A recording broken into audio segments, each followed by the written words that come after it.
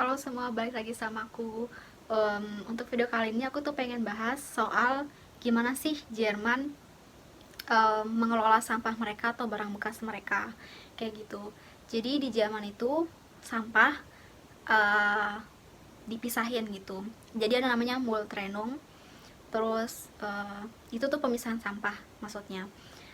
Jadi kayak sampah tuh dipisahin, jadi ada sampah bio, sampah plastik, sampah resmul kayak gitu, sama papier. Kalau di Indo juga ada kan yang anorganik, terus organik kayak gitu, semacam kayak gitu. Cuma di Jerman tuh lebih rinci lagi kalau dalam hal apa ya, memisahkan sampah kayak gitu. Ntar aku coba cari fotonya masalah Multrenung. Terus ya bio itu ya buat bio, terus plastik itu buat sampah plastik, terus buat resmul itu tuh kayak sampah yang nggak masuk di bio, nggak masuk di plastik kayak gitu. Terus kalau papier, papier itu sampah ini kertas kayak gitu atau karton kayak gitu. Em, Terus buat baterai kadang tuh juga mereka nyediain tempat sendiri buat buang baterai kayak gitu. Kadang di supermarket tuh juga ada, tapi nggak semua. Itu untuk pemisahan sampah. Terus selanjutnya apa ya? Oh, tapi nggak semua tempat itu ada multrenung ya, atau yang selengkap itu. Ada juga beberapa tempat yang cuma punya bio sama resmul. Ada juga yang punya plastik mul sama resmul kayak gitu. Jadi nggak semuanya ada, tapi kebanyakan kayak gitu. Jadi kalian harus lihat sendiri kalian tinggalnya di mana, terus peraturan di situ kayak apa kayak gitu. Terus kalau kalian misalnya tinggal sama keluarga asuh, kalian juga bisa tanya soal itu sama keluarga asuh kalian. Atau kalau kalian ngekos, kalian juga bisa tanya sama ibu kosnya atau si vermiter kalian itu. Terus apalagi ya, oh iya, di Jerman tuh selain Moltrenung itu tadi, mereka juga punya sampah sendiri buat apa namanya, gelas biasanya. Jadi kayak gelas kaca itu biasanya tuh ada tempat pembuangannya sendiri. Ada yang khusus buat gelas bening atau yang gelap kayak gitu. Waktu itu teman aku juga ada buat pembuangan gelas sendiri. Contoh nih ya, ini contohnya si sambal ABC. Ini masih masih penuh ya, masih baru. Kalau ini tuh udah habis, ini bisa masuk di pembuangan kaca sendiri kayak gitu, nggak masuk di resmol atau di plastik gitu, disendiriin lagi buat gelas. Jadi nggak tahu ya, mungkin untuk memudahkan mereka mendaur ulang lagi si gelas itu tadi kayak gitu. Tapi juga sekali lagi nggak semua tempat ada, cuman salah satunya atau yang aku tahu beberapa tempat itu punya yang kayak gitu. Terus yang ketiga itu di Jerman itu ada lagi pembuangan baju. Ntar aku kasih lihat juga contohnya di gambar ini. Nah, tempat pembuangan baju itu kayak tempat gitu dimana kalian bisa buang baju kalian yang udah nggak kepake, uh, tapi bisa kalian sumbangin juga ke orang gitu. Jadi nggak benar-benar dibuang, tapi disumbangin ke orang yang lebih membutuhkan kayak gitu. Dibanding kalian buang ke sampah resmul atau dibuang gitu aja, jatuhnya kan jadinya sampah. Tapi kalau kalian taruh di tempat pembuangan baju itu, jatuhnya kalian nyumbang baju kalian itu buat orang lain kayak gitu. Nah, selain kalau misalnya kalian mau ini ya, apa, buang baju tapi nggak nemu tempatnya, karena itu nggak semua tempat juga ada. Kalian harus tanya-tanya sekeliling juga di mana ada atau di mana disediakan tempat itu di daerah kalian. Kalian juga bisa jual baju kalian itu di website baju online, contohnya kayak Kleider Kreisel atau sekarang namanya Vinted. Terus di Mädchen Vlogmark, ntar aku kasih lihat di websitenya atau nama aplikasinya. Itu kan juga bisa jual baju bekas kalian atau barang-barang bekas kalian di situ, entah baju, sepatu, tas kayak gitu. Atau kalian juga bisa jual di Vlogmark. Tapi untuk daftar atau buka bazar di Vlogmark aku kurang tahu, cuman bisa kayak gitu. Kalau kalian punya info kan juga bisa sharing di komentar segala macam. Cuman itu salah satu orang Jerman apa ya, memanfaatkan baju bekas mereka atau mendaur ulang baju-baju bekas mereka. Antara mereka apa namanya, buang di tempat pembuangan baju buat disumbangin ke orang, atau mereka jual di website online kayak Cradle Kreisel atau Merchant Vlogmark semacam itu, atau mereka jual di Vlogmarknya langsung kayak gitu. Kecuali itu barang emang atau baju-baju itu udah nggak layak pakai atau udah emang rusak, baru dibuang kayak gitu.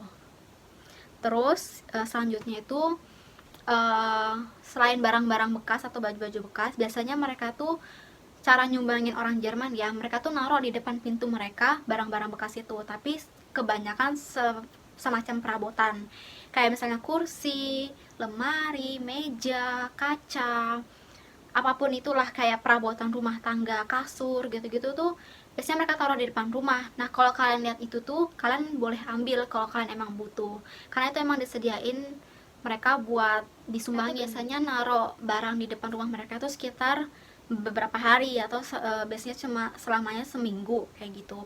Kalau misalnya dalam seminggu itu barang mereka masih ada yang tersisa, masih ada yang nggak diambil orang, baru mereka buang. Tapi biasanya mereka taruh dulu di depan pintu biar ngasih kesempatan orang buat ngambil atau membutuhkan barang itu kayak gitu.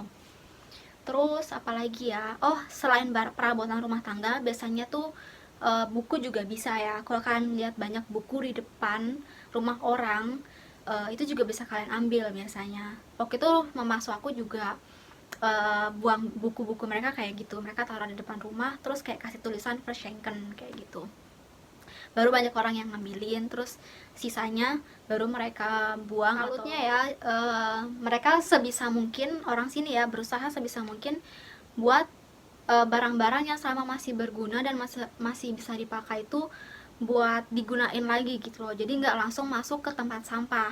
Beda kan kalau kayak di Indo, kalau udah nggak kepake atau ini, kebanyakan udah langsung dibuang kayak gitu. Tapi kalau di sini tuh mereka tuh versuh atau berusaha kayak sebisa mungkin dimanfaatin dulu gitu loh. Ada nggak sih cara lain biar barang ini tuh masih bisa bermanfaat buat orang atau nggak langsung masuk ke tempat sampah kayak gitu.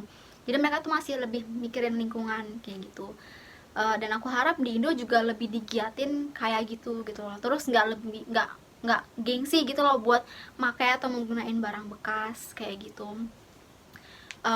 Dan banyak juga kalau orang sini yang mereka sebenarnya mampu beli barang baru, tapi mereka juga mikirin dampaknya sampah itu sendiri gitu loh. Jadi selama kita masih bisa gunain barang bekas yang masih bisa layak pakai, kenapa enggak gitu loh. Selain harganya murah, dan kita juga bisa bantu ngurangin sampah gitu loh buat lingkungan kita kayak gitu.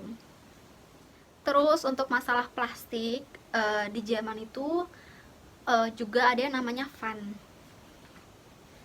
Ini aku tunjukin, van itu ini dia si simbol, aduh kelihatan gak sih, silau kah ya, ini nih si simbol ini tadi. Jadi di Jerman itu beberapa botol minuman plastik ini punya simbol van ini. Nah simbol van ini tuh artinya si botol plastik ini tuh masih bernilai mata uang gitu, masih bisa ditukarkan di supermarket atau di supermarket yang ada mesinnya. Ntar aku kasih lihat contoh yang aku maksud. Dan harganya tuh kalau di Jerman 0,25 sen. Jadi kalau misalnya kalian lihat atau lagi beli minum atau apapun lah, kalian lagi beli minum segala macam tuh lihat lambang ini, jangan dibuang, ini bisa ditukarin gitu. Biasanya tuh kalau orang sini atau aku juga, kita tuh kumpulin si botol-botol plastik ini yang punya lambang ini. Terus kalau udah banyak gitu kan, kita bawa ke supermarket kalau kita mau belanja, terus kita tukarin kan, kita masukin di mesin itu tadi, nanti kita dapat kayak kertas gitu.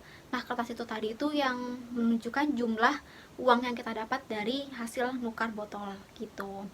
Nah hasil dari uang itu tadi atau si kertas itu tadi bisa kita tukarin di supermarket, jadi kayak buat diskon atau bisa buat potongan kita belanja nanti gitu. Misalnya kita hasil dari kita ngumpulin botol kita 2 euro, terus belanjaan kita 5 euro gitu, ntar kita tinggal bayar 3 euro doang. Jadi dipotong dari si kertas itu tadi, contohnya kayak gitu.